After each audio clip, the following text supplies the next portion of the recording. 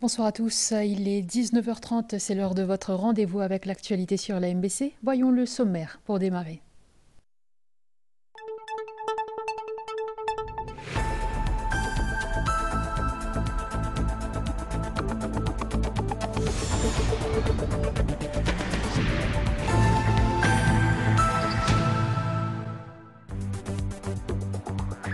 Accusé provisoirement de conspiracy to defraud, l'ex-gouverneur de la Banque de Maurice, Harvesh Sigolam, libéré sur parole en attendant sa prochaine comparution lundi. Deuxième accident mortel impliquant un quad en 3 semaines. À Berkeley, un jeune de 13 ans y laisse la vie. La police revient sur les règlements concernant ce type de véhicule. Port-Louis accueille 3 majestueux paquebots de croisière, un tournant pour le secteur touristique, une 50aine de bateaux de croisière attendus en 2025. Après les fêtes, le fitness, les maîtres mots motivation et alimentation équilibrée avant la reprise du travail lundi. Dans la région, une menace d'épidémie plane à Mayotte après le passage dévastateur du cyclone Chido. Les services de santé sont sur le qui-vive. En Inde, un épais brouillard perturbe plus de 200 vols à l'aéroport international Indira Gandhi de Delhi.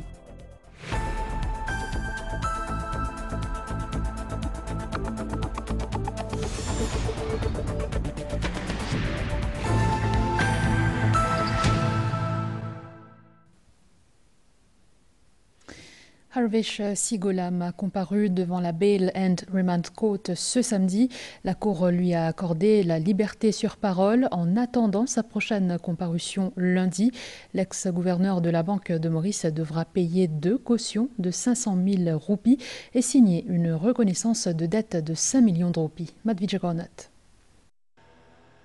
Après avoir passé la nuit au centre de détention à Moka, Harvesh Sigolam, ancien gouverneur de la Banque de Maurice, a comparu devant la Bail and Remand Court ce samedi devant la magistrate Bibi Zinat Kassamali. Il fait l'objet d'une enquête portant sur un complot visant le détournement de fonds publics. Les avocats d'Harvesh Sigolam, maître Ravi Yerigadou et Chadmini Moutien, ont déposé une motion en faveur de la remise en liberté sous caution de leurs clients. La police y a objecté en avançant 3 arguments, soit risque d'interférence avec des témoins potentiels, risque de fuite et risque de manipulation de preuves. Le bureau du directeur des poursuites publiques a été sollicité pour représenter la poursuite. Maître Nataraj Jagannathan Munisamy, Assistant Director of Public Prosecutions, n'a pas objecté à la remise en liberté sous caution d'Harvesh Sigolam à condition que ce dernier adhère à certaines conditions. Entre autres, il ne doit en aucun cas communiquer ou avoir de contact direct ou indirect avec des témoins potentiels dans cette affaire. Il devra être joignable sur son téléphone portable aux fins de l'enquête en cours. Harvesh Sigolam devra aussi se présenter à la police sur une base quotidienne entre 6h et 20h. Par l'intermédiaire de ses avocats, Harvesh Sigolam a agréé à ces conditions. Il a ainsi retrouvé la liberté conditionnelle ce samedi après-midi. M. Sigolam est libéré sur parole pour aujourd'hui.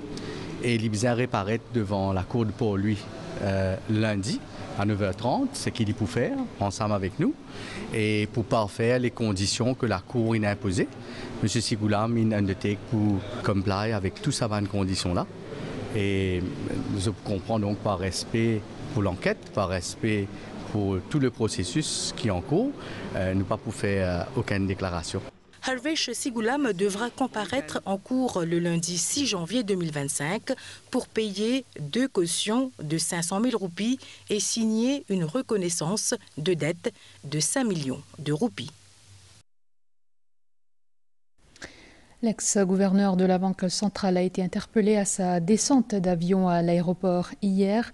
Conduit dans les locaux de l'Anti-Money Laundering Unit du CCID à Port-Louis, Harvesh Sigolam y a été interrogé pendant de longues heures. Il a passé la nuit au centre de détention de Moka. Pranav Biari, Migan Punapanaiken.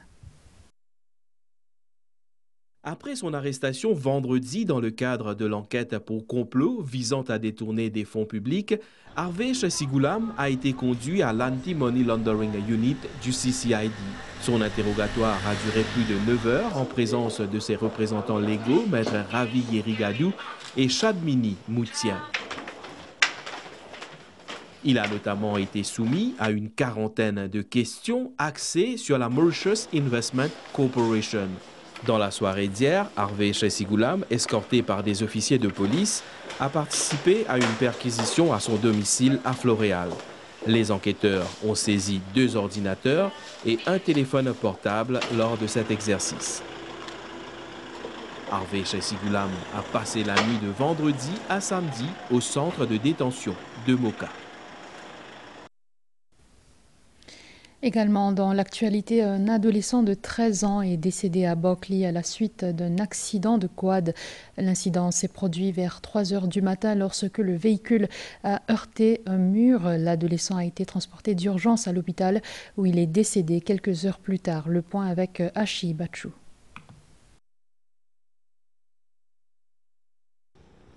C'est ici, dans les rues de la résidence Barclay, que l'accident est survenu dans la nuit du jeudi à vendredi. Le quad piloté par un jeune de 13 ans a heurté un mur. Selon la police, les parents n'étaient pas au courant que l'adolescent avait pris cet engin. En 3 semaines, c'est le 2e accident fatal impliquant ce type de véhicule. Ces tristes incidents suscitent des interrogations chez le public en ce qu'il s'agit de la circulation en quad.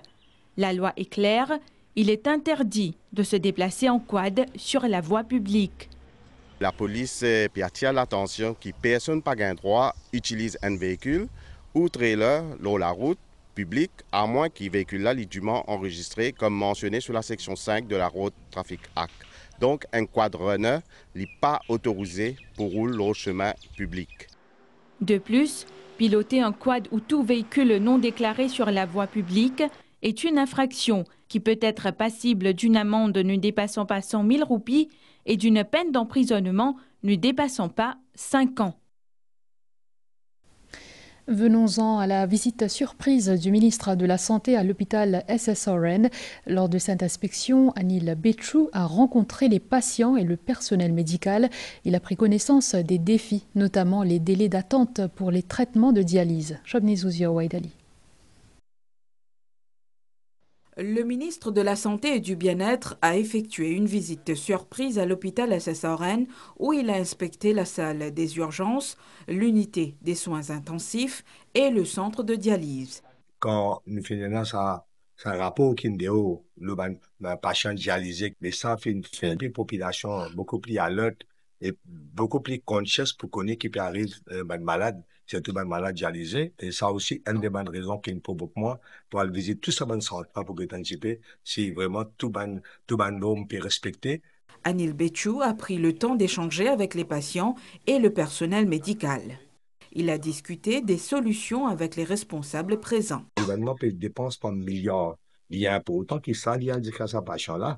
Et quand il rentre dans l'hôpital, il vient sentir, il vient rentrer dans une place pour les gagner guérison. Ça, c'est un point qui nous était. Après, définitivement, nous sommes guéris avec cleanliness. C'est parce que toute chose à l'autre, l'environnement, nous pouvons s'inquiéter.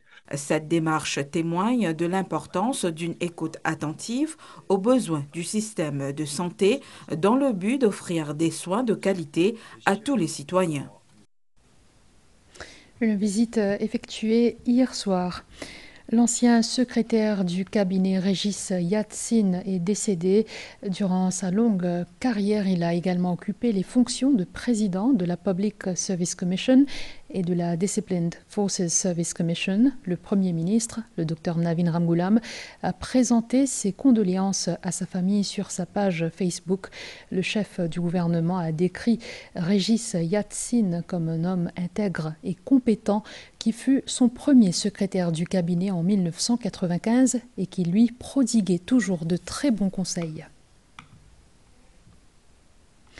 Je vous le disais au sommaire, 3 bateaux de croisière se trouvent en même temps pour la première fois au port de Maurice.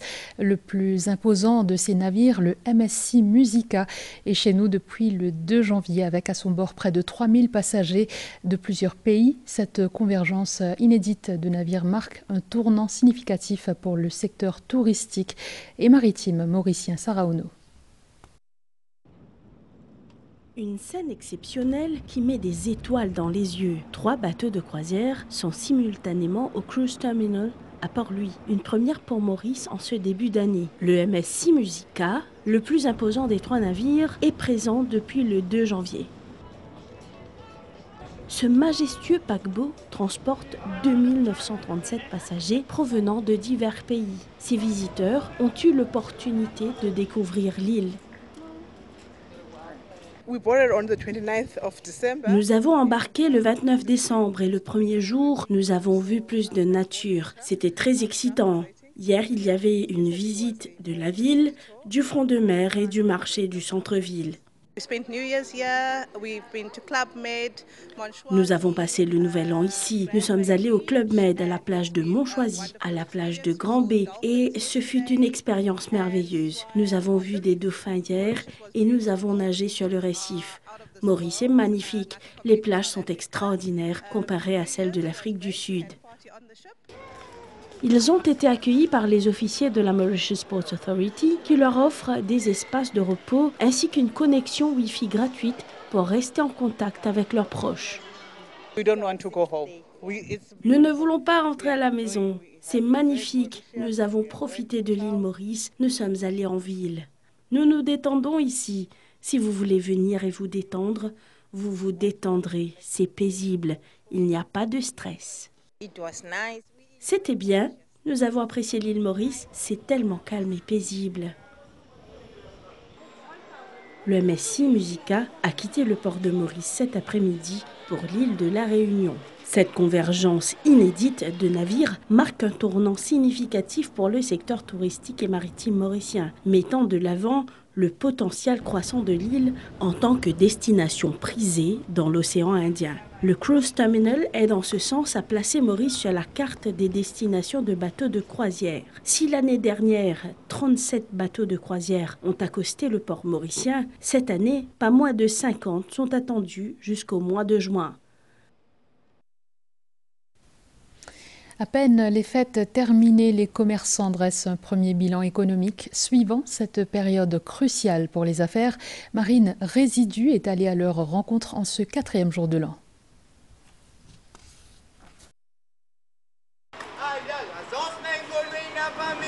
« 2025 est là, l'heure pour les commerçants de Rosille et de Saint-Pierre de dresser le bilan de leurs activités après l'euphorie des fêtes. Entre opportunités saisies et défis économiques, leurs témoignages reflètent cette période stratégique pour les affaires.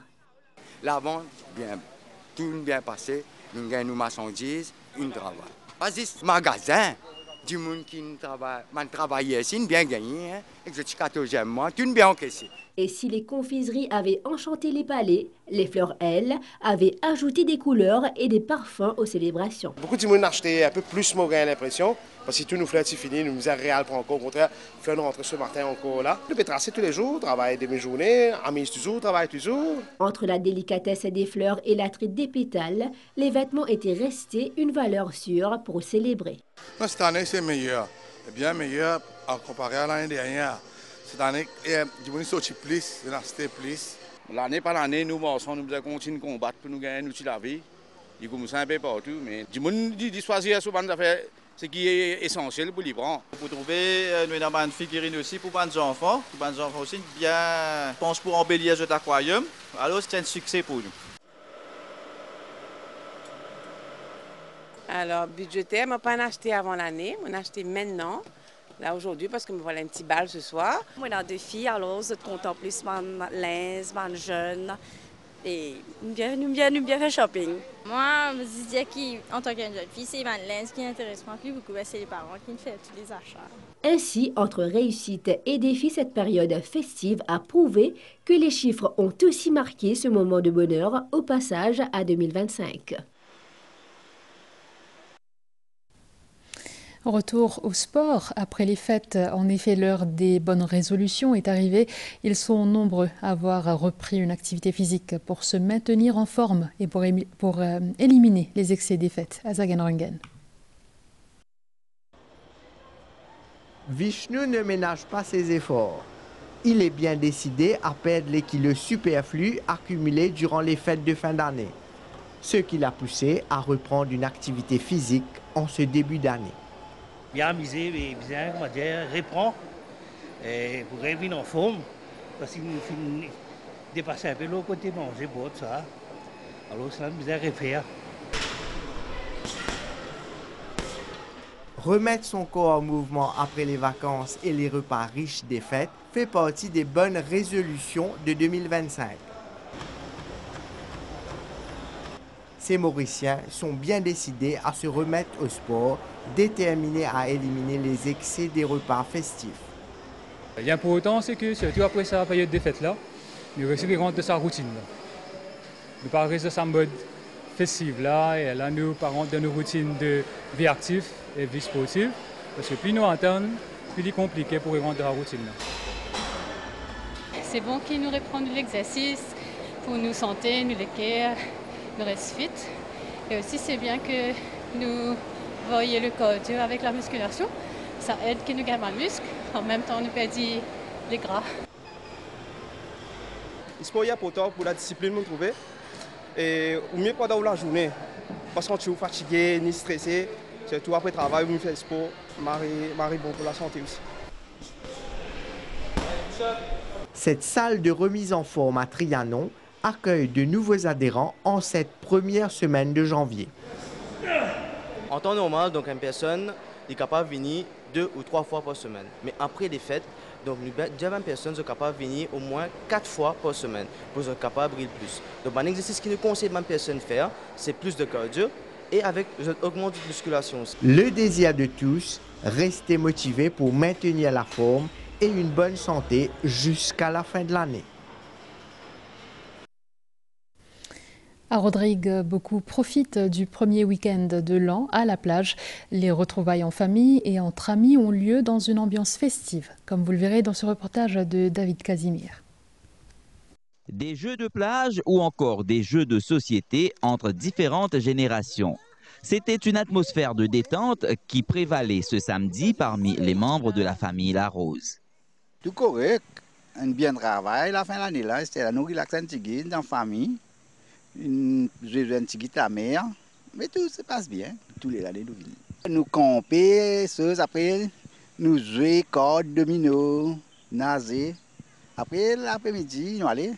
Si la période du Nouvel An est synonyme de fête, certains doivent cependant faire des efforts spéciaux pour pouvoir se libérer et se retrouver avec la famille. Nous, ça peut bien passer. Nous venons là avec la famille élargie, mes camarades. Nous bien contents, nous besoin, nous réussissons là. Puis bien amusés. Nous contents au début de l'année, nous jouons ensemble. Pour nous, nous jouons aujourd'hui en famille, en fait, avec mes camarades tout. Et ça a bien commencé. Moi, je travaille au chiffre et nous préparons, nous, mes camarades, famille, nous jouons. Pas bien pour le moment là. Bien amusé aujourd'hui, avec nos familles. Nous avons un peu pour le nouveau travail là. C'est bien content parce que le premier week-end de 2025 là, en famille même la place, nous gagnons amuser, causer ensemble, commence l'année en beauté comme on dit. Ce premier week-end de 2025, c'est aussi l'occasion pour les plus jeunes de profiter des eaux turquoises du lagon pour se désaltérer avant la reprise des classes et le retour des employés au travail. Tout à fait autre chose. L'ex-présidente de la Bhojpuri Speaking Union, Sarita Boudou, a reçu le prestigieux Pravasi Bharatiya Samman Award. Il s'agit de la plus haute distinction décernée par l'Inde aux personnes vivant à l'étranger et appartenant à la diaspora indienne. Dans une déclaration à la MBC, Sarita Boudou dit être honorée par cette récompense. Sumira Ogbarali, Yachna Mishra.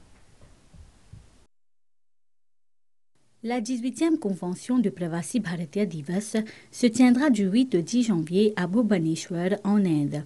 Lors de la cérémonie de clôture le 10 janvier, la Pravasi Bharatiya Samman Award sera remise par la présidente de l'Inde, Draupadi Murmu. Cette année, Sarita Boudou de Maurice fait partie des récipiendaires. Elle reçoit cette distinction pour sa contribution dans le domaine social. Mon sentiment très honoré et humble aussi que le gouvernement de l'Inde, dans sa sagesse divine, donne-moi sa grande reconnaissance. Pravasi Bharatiya Samman pour 2025 et me remercier l'île Maurice pour le soutien qu'ils ont donné moi tout le long de ma carrière sociale et culturelle. C'est un couronnement de tout le travail que nous venons faire pour amener Git Gawai à l'UNESCO, qui aujourd'hui est une culture intangible de l'humanité. Il honore tout le guitarine et la langue Bhojpuri dans toute sa splendeur. Le travail continue. La tradition de célébrer cet événement a commencé en 2003. Le thème de cette conférence cette année est la contribution des membres de la diaspora indienne au développement de l'Inde. On vous en parlait hier, les membres de l'Arya Raviveda Pracharini Sabha ont procédé à une distribution de vivres dans le nord du pays cette semaine, et ce avec la participation du ministre Kaviraj Soukon. Objectif soulager les nécessiteux pendant la période festive. Ashi Bachu. Ces familles habitant le nord de l'île sont dans la joie en cette période festive. Le 30 décembre dernier, des denrées alimentaires ont été distribuées à leur domicile par les membres de l'Arya Raviveda Pracharini Sabha. Ce geste louable a permis à ces familles de profiter pleinement des festivités. Nous avons une famille un petit peu partout. Nous avons pour fête fin d'année. Je remercie le président, le secrétaire général et les membres qui ont fait un geste pour capable aider et soulager les familles qui ont le besoin. L'actualité dans le monde, c'est dans quelques instants. En ce moment, tout le monde a une fête. Et n'a pas mis de camarades, et n'a pas fait de nouvel an en famille. Mais il y a une affaire qui est bien importante. Chauffeur, motocycliste, qui ont responsabilité quand on prend la route? Ou bien vigilant pour sécurité et sécurité les autres usagers. La route tue si on conduit sous l'influence de l'alcool, la drogue. La route tue si on n'a pas respecté les limites de vitesse. La route tue si on servi au téléphone portable quand on peut conduire. Alors, c'est où chauffeur qui est capable d'éviter l'accident? Empêche tristesse dans ma famille, ma proche et que la communauté en général. Ou bien sérieux pour qu'il nous tout passe une bonne fête. La route tue si chauffeur n'a pas responsable.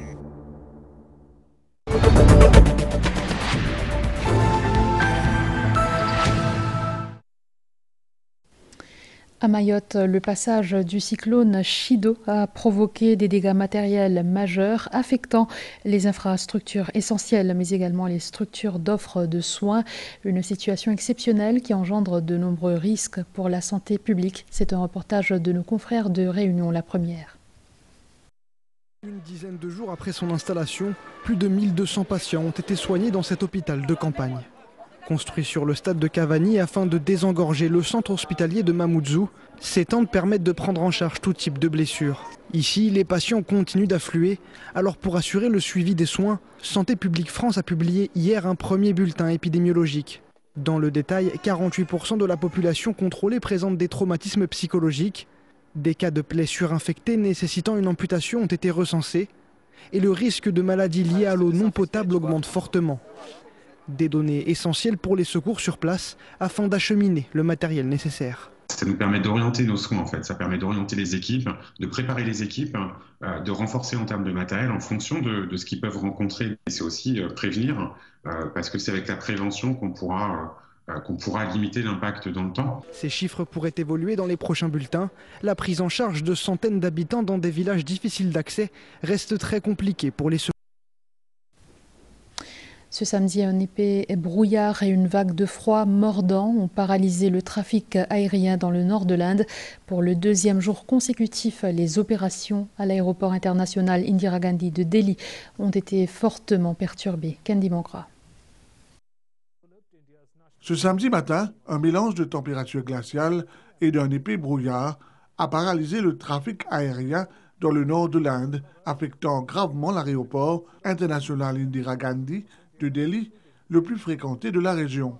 Des compagnies aériennes telles qu'Indigo, Air India et SpiceJet ont signalé d'importants retards et annulations. Plus de 170 vols ont été retardés et 38 ont été annulés, illustrant l'impact des conditions météorologiques sur l'aviation.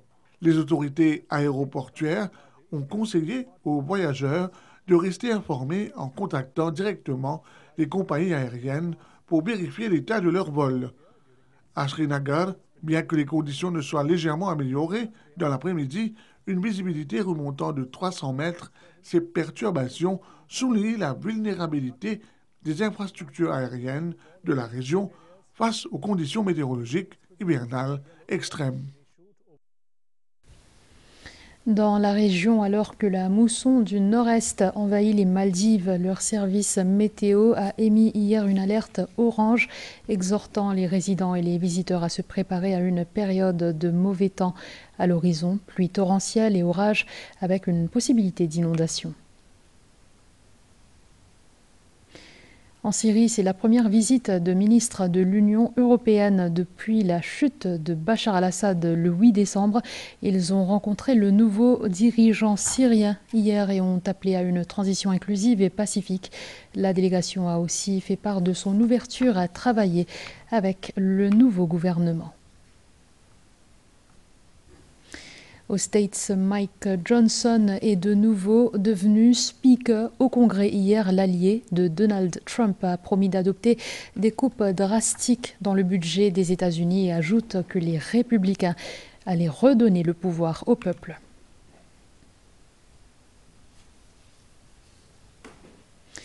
On reste aux États-Unis. Un hippopotame pygmée est né le 9 décembre au zoo de Metro Richmond en Virginie après une gestation de 7 mois. La petite femelle pesait 6 kg à la naissance et fera plus de 270 kg à l'âge adulte.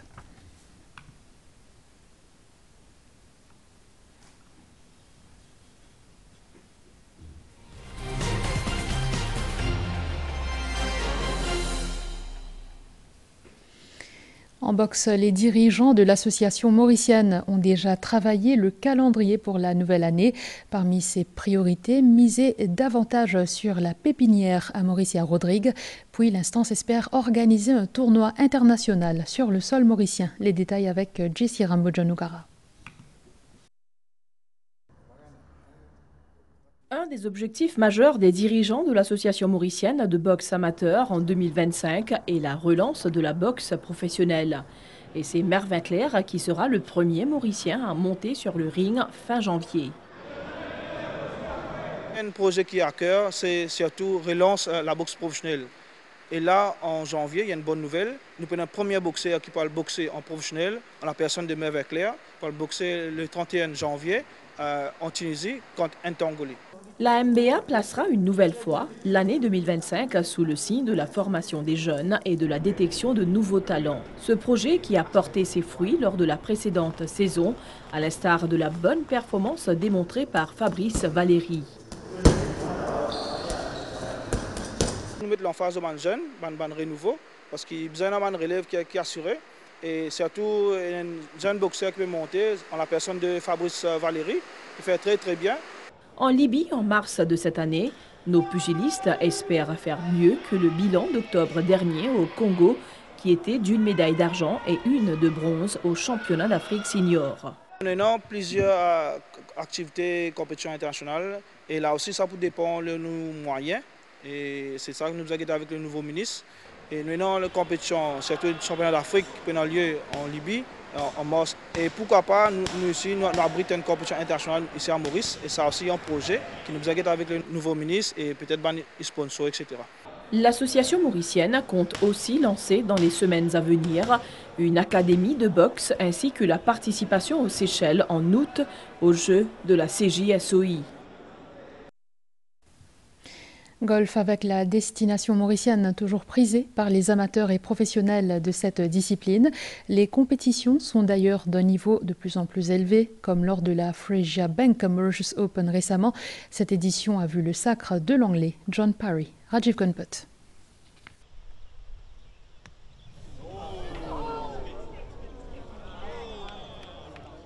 Maurice continue à se construire une image comme destination de choix des golfeurs. D'ailleurs, plusieurs grandes compétitions se sont tenues sur notre île en 2024, attirant de nombreux joueurs venant de l'étranger. Dernier tournoi, la Fregia Bank Mauritius Open à Montchoisy. C'est l'Anglais John Parry qui a remporté cette 8e édition. L'île est magnifique, même en dehors du golf. Je viendrai définitivement pour des vacances. And the competition? Yeah, amazing. Great competition. La compétition a été exceptionnelle et j'ai adoré. Je compte revenir l'année prochaine où je souhaite continuer à m'améliorer à travers des entraînements intenses. Parmi les autres performances à retenir, il y a celle du Sud-Africain Dylan Naidoo. Avec le DP World Tour ou le Sunshine Tour, les tournois de golf organisés sur notre sol sont répercutés à travers le monde. 2025 sera tout aussi prometteur pour cette discipline qui aide également à promouvoir le tourisme. En Angleterre, le 20e épisode de la Premier League a débuté ce samedi. En levée de rideau, Newcastle est allé battre Tottenham 1-2. Cette 5e victoire de suite permet aux Magpies de grimper à la 5e place. Les Spurs sont, eux, 11e. Depuis 19h, 5 rencontres sont à l'affiche, notées principalement qu'à la pause, Manchester City mène 2-0 devant West Ham, alors que dans le match retransmis en direct sur MBC 11 entre Crystal Palace et Chelsea à la mi-temps, le score était de 0-1 en faveur de Chelsea. Je vous rappelle qu'à 21h30, Arsenal effectuera un déplacement périlleux sur la pelouse de Brighton et que demain soir, Liverpool recevra Manchester United. Puis en fin de contrat, en juin prochain, Mohamed Salah pourrait quitter Liverpool au terme de la saison. Dans un entretien à Sky Sports hier, il a de nouveau déclaré qu'il s'attendait à quitter le club dans 6 mois. Cette révélation intervient alors que Mo Salah réalise un début de saison exceptionnel avec 17 buts et 13 passes décisives. En 18 matchs de championnat, à 32 ans, Salah affiche une détermination sans faille pour sa probable dernière campagne avec un objectif clair, remporter une 2e fois la Premier League avec Liverpool. La page météo avec Migan Ponapanaiken.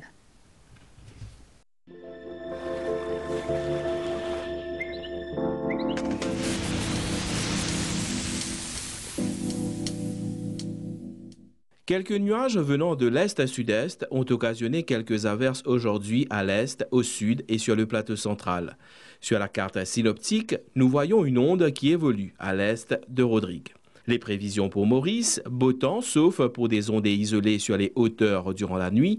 La température minimale variera entre 20 et 22 degrés Celsius sur le plateau central et entre 24 et 26 degrés Celsius dans les régions côtières. Demain, la température maximale sera légèrement supérieure à la moyenne et variera entre 26 et 29 degrés Celsius sur le plateau central et entre 31 et 34 degrés Celsius sur le littoral. Vent de l'est à sud-est d'environ 20 km/h, mer agitée au-delà des récifs avec des vagues de l'ordre de 1,50 m.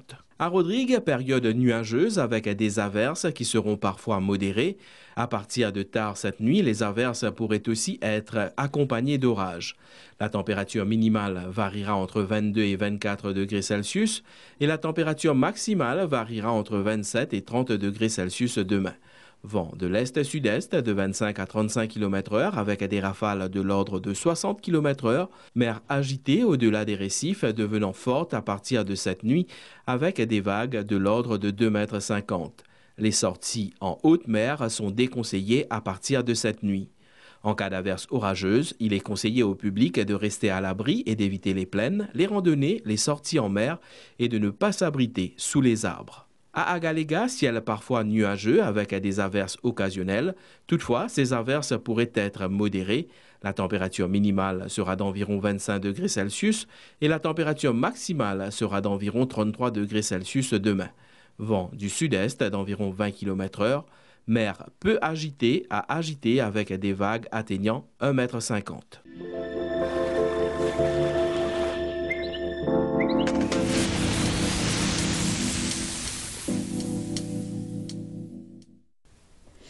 C'est ainsi que se referme ce journal. Merci de l'avoir suivi. Bonne soirée sur les chaînes de la MBC.